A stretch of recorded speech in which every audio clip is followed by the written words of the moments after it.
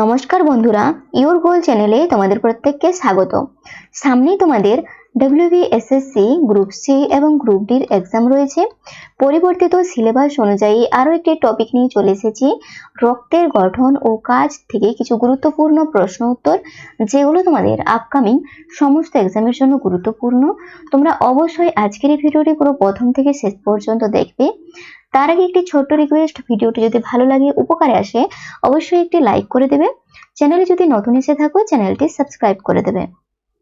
তো চলো শুরু করা যাক আজকের এই ভিডিও। এই ভিডিওর ফার্স্ট কোশ্চেন কি রয়েছে দেখো, রক্ত মূলত কোন ধরনের কলা? সঠিক উত্তর হয়ে যাবে অপশন বি, যোগ কলা। এর সাথে তোমরা আরো কিছু এক্সট্রা পয়েন্ট নোট করবে, যেমন রক্তকে একটি তরল যোগ কলা বা ফ্লুইড কানেকটিভ টিস্যু বলা হয়, কারণ এটি শরীরের বিভিন্ন অঙ্গের মধ্যে সংযোগ রক্ষা করে। রক্তের কাজ কি না, বিভিন্ন অঙ্গের মধ্যে সংযোগ রক্ষা করাই হলো রক্তের কাজ। পরের প্রশ্ন দেখো কি রয়েছে, 2 নম্বর প্রশ্ন, একজন সুস্থ প্রাপ্তবয়স্ক মানুষের শরীরে গড়ে কত লিটার রক্ত থাকে? সঠিক উত্তর হয়ে যাবে 5 থেকে 6 লিটার। এর সাথে তোমরা মনে রাখবে, শরীরের ওজনের প্রায় 7% থেকে 8% হলো রক্ত।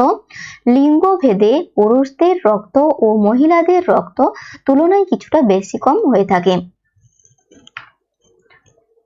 3 নম্বর প্রশ্ন কি রয়েছে দেখো, রক্তের তরল অংশকে কি বলা হয়?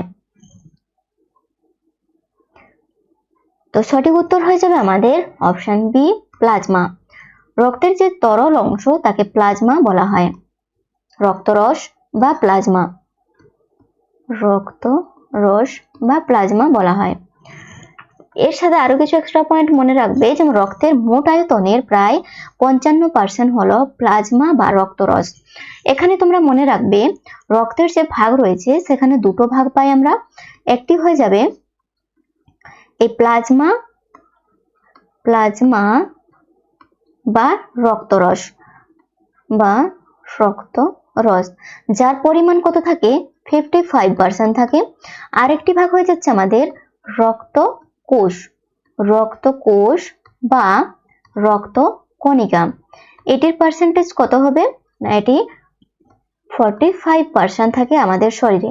তাহলে বেশিরভাগ থাকছে কি না, প্লাজমা বা রক্তরস থাকছে 55%। এটিও তোমরা মনে রাখবে। প্লাজমা বা রক্তরস এটি হালকা হলুদ বর্ণের হয়ে থাকে, বর্ণটাও তোমরা মনে রাখবে। পরের প্রশ্ন দেখো, 4 নম্বর প্রশ্ন কি রয়েছে, রক্তের রক্তকণিকার পরিমাণ কত শতাংশ?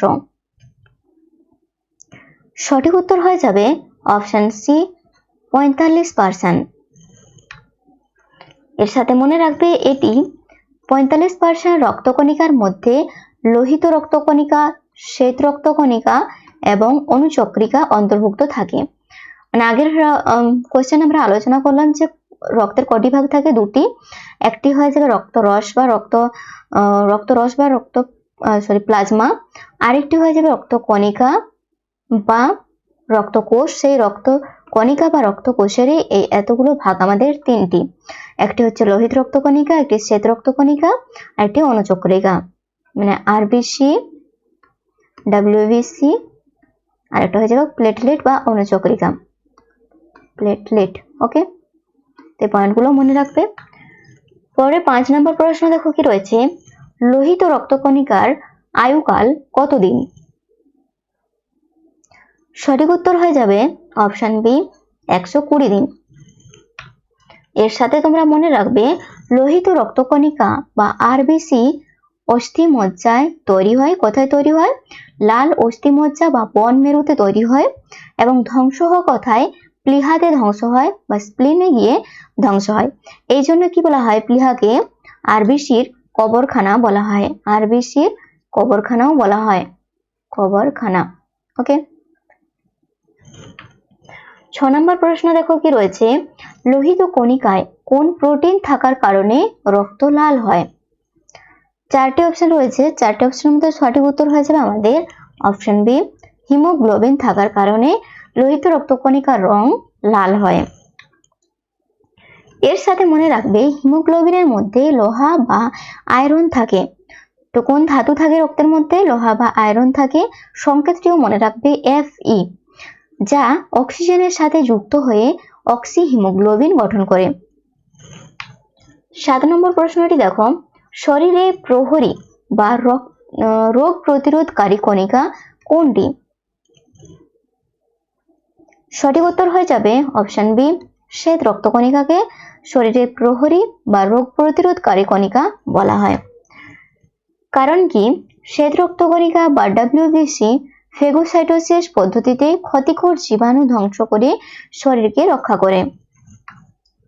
পরের প্রশ্ন দেখো, 8 নম্বর প্রশ্ন, রক্ত জমাট বাঁধতে ব্লাড ক্লটিং সাহায্য করে কোন কণিকা? সঠিক উত্তর হয়ে যাবে অনুচক্রিকা রক্ত জমাট বাঁধতে সাহায্য করে। তোমরা মনে রাখবে অনুচক্রিকা বা প্লেটলেটস রক্তপাতের সময় বাতাসের সংস্পর্শে এসে থ্রম্বোপ্লাস্টিন নিঃসরণ করে রক্ত জমাট বাঁধতে সাহায্য করে। 9 নম্বর প্রশ্নটি দেখো কি রয়েছে, লোহিত রক্তকণিকার প্রধান কাজ কি? সঠিক উত্তর হয়ে যাবে অক্সিজেন পরিবহন করা। এর সাথে তোমরা আরো এক্সট্রা পয়েন্ট মনে রাখবে, যেমন কি লোহিত রক্তকণিকা ফুসফুস থেকে কোষে অক্সিজেন নিয়ে যায় এবং কোষ থেকে কার্বন ডাই অক্সাইড ফুসফুসে ফিরিয়ে দেয়। পরের প্রশ্ন 10 নম্বর প্রশ্ন কি রয়েছে, প্লাজমার মধ্যে জলের পরিমাণ কত শতাংশ? সঠিক উত্তর হয়ে যাবে 90 থেকে 92% থাকে আমাদের জলের পরিমাণ প্লাজমার মধ্যে। অপশন বি হয়ে যাবে সঠিক উত্তর। এর সাথে তোমরা মনে রাখবে প্লাজমার বাকি 8 থেকে 10% অংশে প্রোটিন থাকছে। প্রোটিনগুলোর নামও মনে রাখবে, কি কি প্রোটিন থাকছে? অ্যালবুমিন, গ্লোবিউলিন আর ফাইব্রিনোজেন। এই 3 ধরনের প্রোটিন আমাদের প্লাজমার মধ্যে থাকছে। আর কি থাকছে? খনিজ লবণ এবং হরমোন থাকে এই 8 থেকে 10% প্লাজমার মধ্যে। বাকি 90 থেকে 92% থাকছে জল। 11 নম্বর প্রশ্নটি দেখো, কোন প্রোটিন রক্ত জমাট বাঁধতে সক্রিয় ভূমিকা পালন করে? সঠিক উত্তর হয়ে যাবে ফাইব্রিনোজেন। অপশন বি হয়ে যাবে সঠিক উত্তর। তোমরা মনে রাখবে প্লাজমা থেকে ফাইব্রিনোজেন বাদ দিলে যে অংশটি থাকে তাকে সিরাম বলা হয়। 12 নম্বর প্রশ্নটি দেখো, রক্তে উপস্থিত কোন উপাদানটি অ্যালার্জি প্রতিরোধে সাহায্য করে? সঠিক উত্তর হয়ে যাবে ইওসিনোফিল। এর সাথে মনে রাখবে রক্তে ইওসিনোফিলের মাত্রা বেড়ে গেলে তাকে ইওসিনোফিলিয়া বলা হয়, যা মূলত অ্যালার্জির লক্ষণ। 13 নম্বর প্রশ্নটি দেখো, অ্যান্টিবডি তৈরি করে শরীরের রোগ প্রতিরোধ ক্ষমতা বাড়ায় কোনটি? 4টি অপশনের মধ্যে সঠিক উত্তর হয়ে যাবে অপশন এ, লিম্ফোসাইট। এর সাথে তোমরা মনে রাখবে এটি শ্বেত রক্তকণিকার একটি প্রকার বা শ্বেত রক্তকণিকারই একটি ভাগ হচ্ছে কি না লিম্ফোসাইট। এটি মূলত টি লিম্ফোসাইট ও বি লিম্ফোসাইট হিসেবে কাজ করে। এবারে লিম্ফোসাইটেরও কটি ভাগ থাকে? দুটি, একটি কি? একটি টি লিম্ফোসাইট আর একটি হয়ে যাবে বি লিম্ফোসাইট। পরের প্রশ্ন দেখো 14 নম্বর প্রশ্ন, লোহিত রক্তকণিকা কোথায় উৎপন্ন হয়?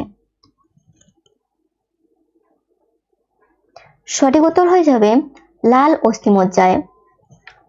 এর সাথে তোমরা মনে রাখবে ভ্রূণ অবস্থায় লিভার ও প্লীহা থেকে রক্ত উৎপন্ন হয়। তাহলে ভ্রূণ অবস্থায় কোথা থেকে রক্ত উৎপন্ন হয়? লিভার ও প্লীহা থেকে। কিন্তু জন্মের পর কোথা থেকে হয়? হাড়ের যে লাল অস্থিমজ্জা থাকে সেখান থেকেই আমাদের রক্ত তৈরি হয়।